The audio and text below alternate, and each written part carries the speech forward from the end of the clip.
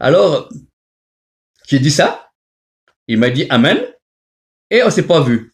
Et il y a 15 ans, ça s'est passé, cette parole prophétique, et il y a seulement 4 ans en arrière, j'ai reçu un téléphone d'Afrique de cet homme de Dieu qui m'expliquait la prophétie comme je vous parle, vous voyez. Il a fallu plusieurs années pour que la parole de Dieu euh, soit prononcée, activée et vécue pour le frère. Pourquoi? Parce que la parole de Dieu, beaucoup de monde savent que la parole de Dieu donne la foi. La foi est bien ce que l'on entend, ce que l'on met de la parole de Dieu, la Bible, mais également des révélations. Mais également, la parole de Dieu, quand elle est prophétisée, elle est créatrice. Au commencement, Dieu créa la terre et les cieux. Alléluia. Et Dieu dit, et la lumière soit et la lumière fut. Voilà. La parole prophétique au travers du prophète, elle est créatrice. Il appelle les choses qui ne sont pas comme s'ils étaient déjà.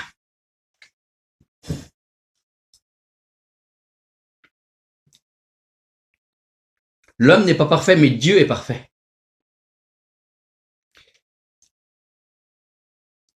Et plus on aime les gens, plus les paroles de Dieu deviennent précises. Alléluia, amen. C'est-à-dire, plus on aime les gens, plus les paroles de Dieu sont précises. Et Dieu est un Dieu de précision. Alléluia. J'étais dans une réunion en France et pendant la louange, j'ai vu un enfant qui avait été avorté dans le ventre de la maman.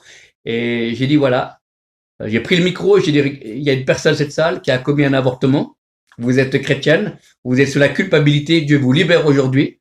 Je demande à toute l'église de fermer les yeux, sauf aux pasteurs et aux anciens. Et j'ai dit, levez rapidement la main, personne ne regarde. Et puis la personne a levé la main et il y avait une personne en effet qui avait commis un avortement. Alléluia, gloire à Dieu, dans le sens que pour la restauration. Dieu révèle aux prophètes toujours pour guérir et bénir. Amen. Dieu révèle aux prophètes toujours pour guérir et bénir. On est dans le Nouveau Testament, frères et sœurs. On n'est pas dans l'Ancien Testament, on est dans le Nouveau Testament. Et dans le Nouveau Testament, c'est la grâce. Amen. Il peut y avoir des jugements. On va voir Ananias et Saphira dans le livre des Actes. Amen.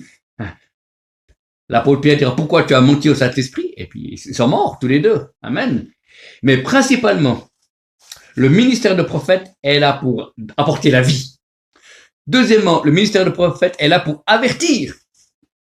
Il y a des avertissements. Non, ne cherche pas le travail maintenant. Ou ne fais pas une école biblique. Moi, je sens que c'est pas maintenant. Voilà.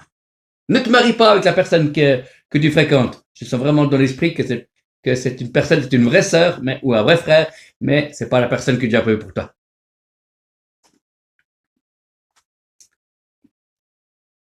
Un ministère averti, un ministère reprend. Amen. Un ministère reprend avec amour. Je prends un exemple qui s'est passé en France. J'étais dans une église pour prêcher. Et après, il y a eu un tour de ministère. Et après, je vais voir le pasteur et je lui ai dit, pasteur, dans votre église, vous avez un homme qui vit dans l'adultère. Il m'a dit, est-ce que tu sais qui c'est? Il dit, oui, c'est le monsieur, Dieu m'a montré, c'est le monsieur qui a la veste verte, je lui ai dit. Et il m'a dit, oui, c'est vrai, mais il est actuellement avec moi un suivi pastoral. Amen. Donc ça avait confirmé quelque chose qui vit. Voyez? Donc le ministère de prophète, voilà. Pourquoi on n'est pas appelé seulement par les hommes, on ne peut pas s'appeler soi-même. C'est Dieu qui nous appelle. Il y a confirmation extérieure de la part d'autres serviteurs de Dieu. Et je me souviens, avant d'être dans le ministère, plusieurs prophètes m'ont dit, tu as la même onction que nous, mais pas la même quantité. Tu as la même qualité d'onction du Saint-Esprit, mais pas la même quantité. Et quand il y a l'appel de Dieu, c'est une chose. Et après, il faut grandir dans l'onction et la fonction. Grandir dans l'onction et la fonction. C'est-à-dire que toutes les occasions où tu peux prophétiser, où tu peux prier, tu peux faire du combat spirituel, tu le fais, ça te forme. L'onction et la fonction. Et après, pendant plusieurs années, je n'avais pas le titre, mais je commençais à faire une fonction par moment, à certains endroits, une fonction de prophète. Amen. Toutes les occasions, si tu es prophète où tu peux enseigner la parole, où tu peux prêcher, fais-le. Moi, j'allais à des endroits où il y avait des fois que 20 personnes, 12 personnes, des groupes de maisons, j'ai été. Et il y a, l'année passée, un prophète qui me connaît pas m'a dit, Martin, Dieu va te donner ton héritage prophétique parce que tu étais fidèle. Amen. Voilà, tous les endroits où les gens voulaient pas aller, parce qu'il y avait que 20 autres personnes, moi j'ai été. Et j'ai pas apporté du réchauffé.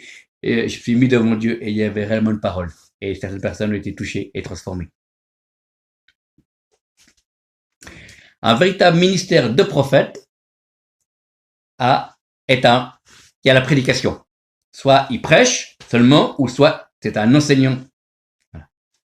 Si quelqu'un a un don de prophétie, il a un don de prophétie qui peut être excellent, mais il ne prêche pas. Et le ministère de prophète est appelé à prophétiser, mais également à prêcher. La Bible dit dans les Actes, Jude et Silas, qui étaient eux-mêmes prophètes, les exhortèrent par des discours à rester attachés au Seigneur. Amen. Donc c'est le but du ministère de prophète, c'est aussi de prêcher pour encourager, exhorter, édifier. Alléluia. C'est pour ça qu'il n'y a pas que prophétiser. Le ministère de prophète est aussi là pour diriger, il est en intercession, il est là pour encourager à la prière, encourager à la sainteté, ça, l'éternel des armées, toute la terre est remplie de sa gloire. Pour un prophète et prophétesse, la parole de Dieu ne lui appartient pas, c'est-à-dire la révélation. Si je dis à une église, le Seigneur me montre qu'il aimerait pouvoir donner plus de place à l'adoration dans votre église, je donne la parole. Et si l'église accepte, ils vont mettre en pratique. S'ils n'acceptent pas, ils ne mettront pas en pratique et la parole de Dieu ne peut pas s'accomplir. Et ça ne me regarde pas. Moi, j'ai été fidèle dans le sens, j'ai proclamé la parole, j'ai proclamé la vie. Mais c'est Jésus qui est le chef de l'église. Un homme de Dieu disait, ce n'est pas les dons de l'esprit qui dirigent l'église, ce sont les anciens et les pasteurs qui dirigent l'église. Mais les dons de l'esprit sont au service de la vision, sont au service du corps de Christ. Amen. Au service des églises. Alléluia. Parce qu'il y a des gens qui essaient de prendre le pouvoir par les dons de l'esprit, dire Dieu m'a dit, Dieu peut faire ça, et c'est pas vrai. C'est faux. Amen. La Bible dit, soyez soumis aux autorités. Amen. Aux autorités de l'église. C'est pour ça que, à un moment donné de ma vie, il y a des personnes qui n'ont pas voulu que je sois prophète, qui n'ont pas voulu rentrer dans mon appel. Alors j'ai quitté l'église et j'ai été dans d'autres églises où on accepte ce que j'ai reçu. Amen. Parce que je ne peux pas être soumis à des responsables, parce qu'il y a la Bible dit qu'il faut être soumis responsable, à des gens qui ne croient pas en moi et qui ne veulent pas.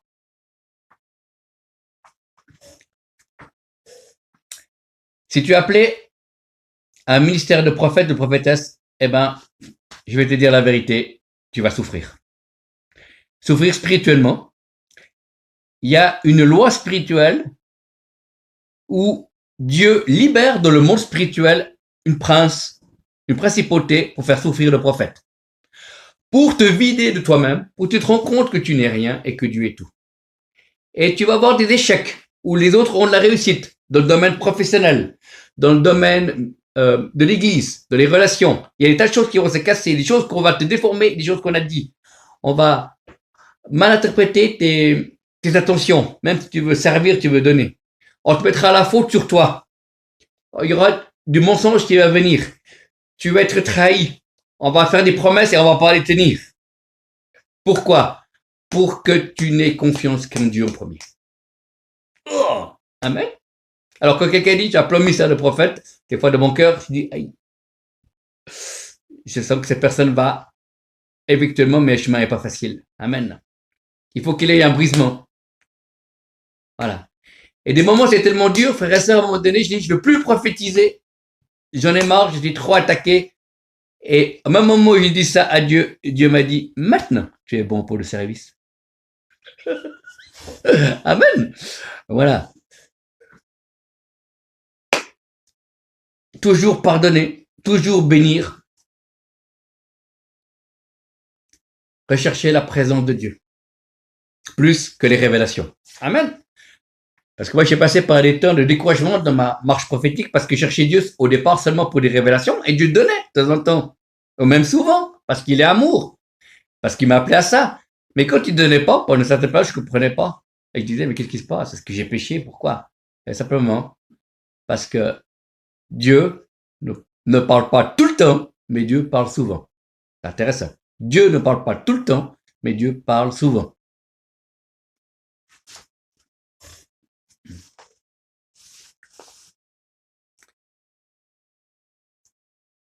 Dieu veut, c'est notre cœur. Dieu veut, c'est le cœur du prophète. Amen. Même si les autres ne sont pas d'accord avec toi et que tu sais que c'est juste ce que Dieu te demande de faire, eh ben, tu le fais. Et on reconnaît un arbre à ses fruits.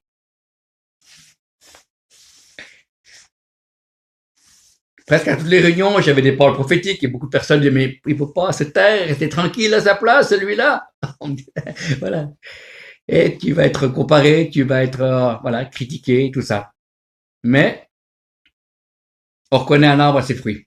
À un moment donné, il y avait tellement d'opposition, je ne comprenais pas. La seule chose qui me tenait, c'est que je lisais beaucoup la Bible, je prophétisais juste, et Dieu agissait avec puissance.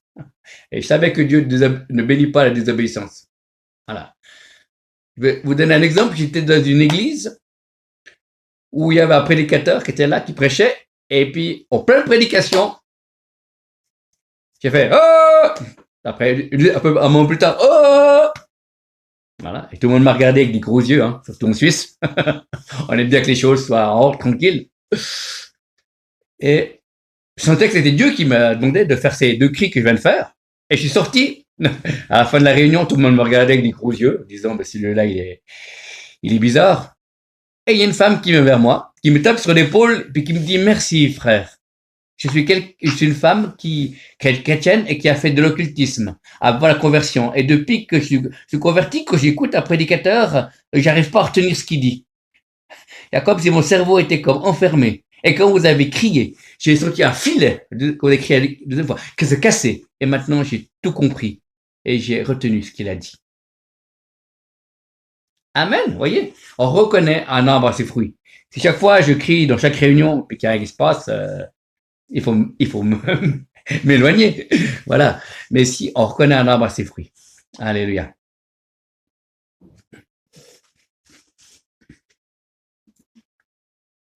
Quand Dieu m'a dit souffle sur une personne et puis que la personne est tombée après, c'est-à-dire j'ai eu le coupe souffle, j'ai eu le souffle coupé. Amen, amen. C'est Dieu qui choisit. Dieu fait comme il veut au travers de son prophète. Élie a dit, je suis un homme de Dieu devant lequel je me tiens. On faut se tenir devant Dieu. Un véritable prophète de prophète, c'est un ami, une amie de l'Éternel. Dieu ne fait rien sans avoir averti ses serviteurs les prophètes. Amen. Et c'est ça, on a besoin de véritables prophètes qui étaient aujourd'hui. Pour chercher la volonté de Dieu. Parce que certains disent qu'il faut écouter Dieu. Et c'est juste, amen. Voilà, principalement, ce qui arrive, en tout cas en Suisse, c'est écouter Dieu pour se faire vacciner ou pas vacciner. Et c'est intéressant de voir qu'il y a des gens qui disent j'ai écouté Dieu, ils se font vacciner, et d'autres disent j'ai écouté Dieu, ils se font pas vacciner. Et le Saint-Esprit ne veut pas se contredire. Amen. Voilà. Voilà. Moi, j'ai écouté Dieu, et puis au sujet de ça, et puis Dieu m'a dit, il faut pas se faire vacciner. Et j'ai reçu les versets bibliques. Voilà. Approchez-vous, j'ai reçu, approchez-vous de moi, pierre de grande valeur, rejetée par les hommes et précieuse devant Dieu. J'ai reçu le verset aussi, tout m'est permis, mais je me laisserai assujettir par rien. Et j'ai reçu ne pas tenter Dieu. Amen. Voilà. Ça, c'est les versets que j'ai reçus quand j'ai posé la question au Seigneur si je devais me faire vacciner. Et puis moi, je suis pas en plein temps de ministère. Le matin, je suis concierge et l'après-midi, je livre des médicaments. Et je connais quelqu'un qui est bien placé, responsable d'une pharmacie en Suisse, qui m'a dit que lui, il est pas chrétien, il est pas conspirationniste. Lui, il veut pas se faire vacciner parce qu'il faut 3 ans pour chaque phase. Et puis, la troisième phase, on n'a fait que 6 mois. Donc, il n'y a pas de recul des effets secondaires pour le long terme. Alors, voilà. Donc, c'est particulier. On a le droit à se tromper. On laisse les gens libres. la prophétie est une invitation, c'est pas un contrôle par lequel on veut que la personne obéisse, non. Je vais vous partager ce témoignage qu'on m'a raconté il y a quelques années. Il y a un prophète qui était dans une réunion en Amérique et il y avait un couple qui avait fait un long trajet de voiture pour venir à cette conférence et le prophète a dit non, ne rentrez pas ce soir, vous êtes fatigués. Si vous rentrez, vous risquez d'avoir un accident sur la route. Voilà. Et les personnes, ils ont quand même rentré, ils ont eu un accident sur la route et ils sont morts. Hein.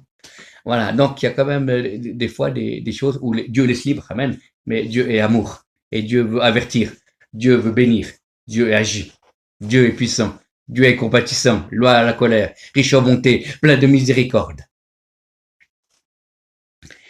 Si tu es appelé à un ministère de prophète ou prophétesse, il n'y a que deux situations qui vont t'arriver. Soit tu vas être accueilli comme un roi, ou soit tu vas être rejeté pire qu'un chien. Il n'y a pas de juste milieu. Soit on veut te lapider, ou soit on t'accueille. Ça, c'est typique d'un ministère de prophète ou de prophétesse.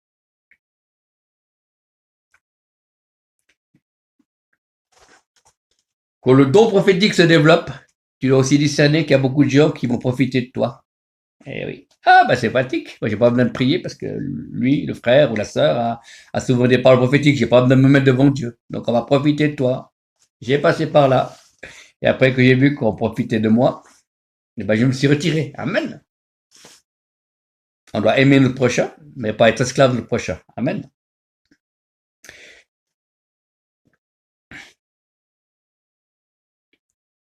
Dieu fait grandir l'onction du prophète en servant. Amen. Un prophète est quelqu'un qui aime donner. Inconditionnellement. Tu donnes des paroles même si les gens n'obéissent pas, parce que c'est le cœur de Dieu. Le prophète rit avec Dieu, le prophète pleure avec Dieu. Des fois, tu peux pleurer ou rire, et c'est pas toi qui as envie de rire ou pleurer, parce que c'est les émotions de Dieu au travers de toi. Des fois, j'ai des paroles précises pour les gens, c'est bien, gloire à Dieu, et des fois, je pleure quand je prophétise sur les gens, parce que j'ai les émotions de Dieu, comment Dieu voit les gens également. Et ça, c'est typique d'un ministère de prophète. Le prophète n'est pas meilleur que le peuple de Dieu. C'est pour ça qu'on fait équipe quand je demande pardon. Des fois, ça m'arrive de demander pardon à des pasteurs en tant que jeune ministère prophétique parce que des prophètes ont blessé l'église locale que je sens, ou les pasteurs et les anciens, et je dis pardon pour les hommes, pour les prophètes qui vous ont blessé. Et là, je sens un pardon puis une liberté. Et à l'onction descend. Et il peut avoir une ouverture. Amen. Quand tu es prophète et prophétesse, tu vas sentir que tu es bien accueilli ou pas, ou mal accueilli, ou les gens ont peur de toi, ont pas l'habitude de l'onction prophétique. Et ben, quand il n'y a pas beaucoup, ben, tu peux donner moins, et quand il y a des endroits où ils sont habitués, il y a beaucoup qui sort de révélation. La Bible dit que quelqu'un reçoit quelqu'un en qualité de prophète, reçoit une récompense de prophète. Amen. Alléluia.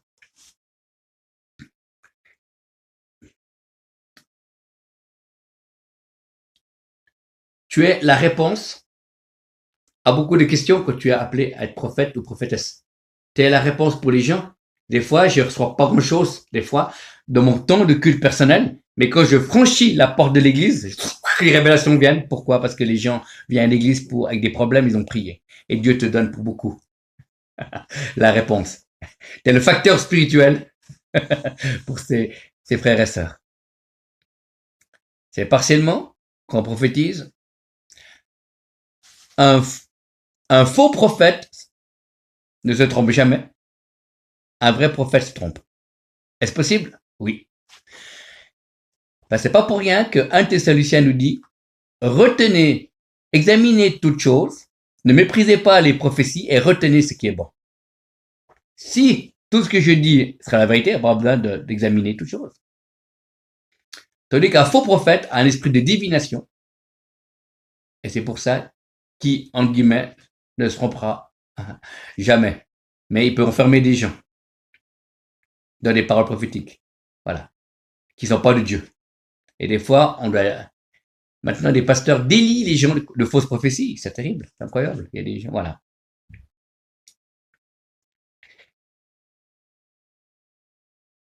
C'est pour ça que quand je prophétise, je demande aux gens soit d'écrire ou d'enregistrer. Maintenant que les téléphones portables, c'est bien.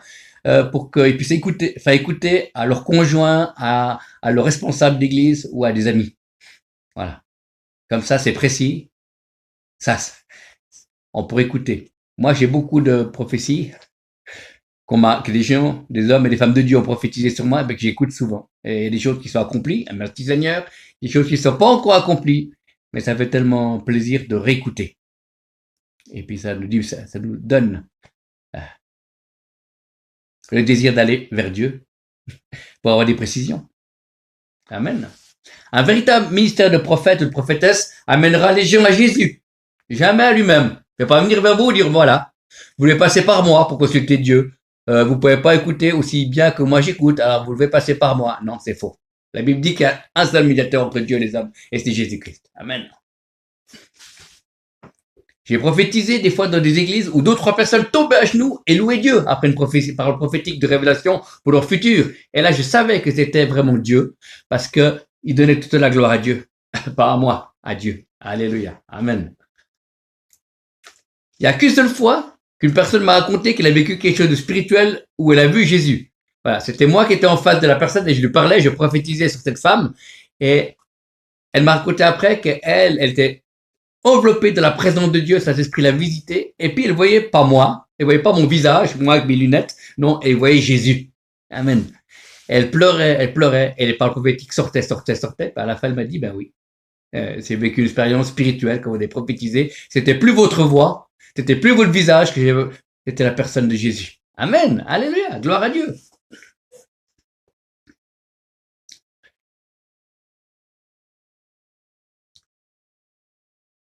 Dieu parlera toujours. C'est pour ça qu'on a besoin des authentiques ministères de prophètes et de prophétesses. Amen. Un enfant peut prophétiser, un adulte peut prophétiser, un vieillard peut prophétiser. Amen, c'est bon. Mais il faut des ministères de prophètes. Il y a besoin. L'Afrique, on a besoin. L'Europe, on a besoin. L'Amérique, on a besoin. Et différents endroits. Voilà. Mais il n'y a pas autant de prophètes qu'on veut le croire. Amen. Il y a certains qui sont réellement authentiques ministères de prophètes ou prophétesses et qui ne sont pas reconnus dans des milieux évangéliques. J'en ai travaillé avec 2 ou 3 et ce qu'ils reçoivent, c'est vraiment de costaud, de solide. Et puis des gens, certains sont, comme je l'ai dit, certains sont reconnus et on ne devrait pas les reconnaître parce que c'est pas des ministères. Hein. C'est des gens qui ont un don prophétique super développé. Parce qu'il y a les 3 niveaux prophétiques, il y a le don de prophétie, il y a l'onction prophétique et le ministère de prophète. Et Dieu m'a donné la vision d'une voiture. Quand vous avez une voiture avec les feux de position, on peut pas rouler, mais on reste au bord de la route, on nous voit. Faut pas que les autres véhicules ne rentrent dedans. On met les feux de position. On peut pas rouler avec la nuit, mais quand on a arrêté, ça, c'est le don de prophétie qui exhorte, édifie, console. Après, pour rouler, on met les feux de route ou les feux de croisement, ça dépend comment on l'appelle. Voilà, pour pouvoir conduire la voiture. Ça, c'est l'onction prophétique. Ça peut très bien être un pasteur qui a une onction prophétique. Ça peut très bien être un diacre. Ça peut très bien être un ancien. Ça peut très bien être un évangéliste. Ça peut très bien être un enseignant, un chantre. L'onction prophétique, c'est qu'il y a plusieurs dons du Saint-Esprit qui se mettent en marche. Amen. Pas seulement la prophétie qui exhorte, édifie, console. Ça, c'est l'onction prophétique. Et les gens s'arrêtent là, soit dans le prophétie, soit l'onction prophétique. Et après, c'est les grands feux. Les grands feux, c'est le ministère de prophète où tu vois plus loin et tu avances. Ça éblouit et tu vas plus loin. Et c'est comme ça que Dieu m'a donné les 3 niveaux. Et certaines personnes sont au niveau de ministère prophétique et ils sont reconnus prophètes et c'est faux parce qu'il leur manque quelque chose. Il leur manque une dimension. Peut-être qu'un jour qu'ils le sauront ou peut-être qu'ils ne le sauront jamais. Amen. Mais on a besoin de ces 3 catégories de personnes dans l'Église avec l'onction de don de prophétie, avec l'onction prophétique où il y a plusieurs dons d'esprit qui se manifestent et le ministère de prophète. Les personnes que je coach dans le prophétique, les 4 ou 5 personnes, c'est des gens c'est pas moi qui les ai appris à écouter la voix de Dieu, c'est qu'ils sont eux-mêmes entendu la voix de Dieu, ils ont eux-mêmes été appelés de Dieu, mais simplement dans l'église on les a pris ou prises, parce qu'il y a des femmes aussi, pour des folles, ou pour des fous, ou par des gens qui leur manquent quelque chose. Certains, peut-être avaient certaines blessures, mais ils avaient un authentique appel. Amen. Et en Suisse, malheureusement, ou en France, ou en Belgique, Eh ben, quand on a une blessure, on regarde la blessure du frère et de la sœur, on ne regarde pas à l'appel qui est là. On dit non, parce que telle blessure, tu n'es pas prophète, tu n'es pas apôtre, tu n'es pas pasteur. Au lieu de dire, tu as peut-être un appel, mais pour l'instant, il faut te guérir, qui est totalement différent. Tandis que si on dit tu n'as pas, parce qu'on regarde qu'à la blessure, eh ben c'est faux. Mais si on dit, il y a peut-être quelque chose, mais tu dois guérir dans un ou deux domaines avant. Ça, c'est différent. Et nous devons guérir, nous devons, Dieu est celui qui appelle ses ministères. Et il appellera encore.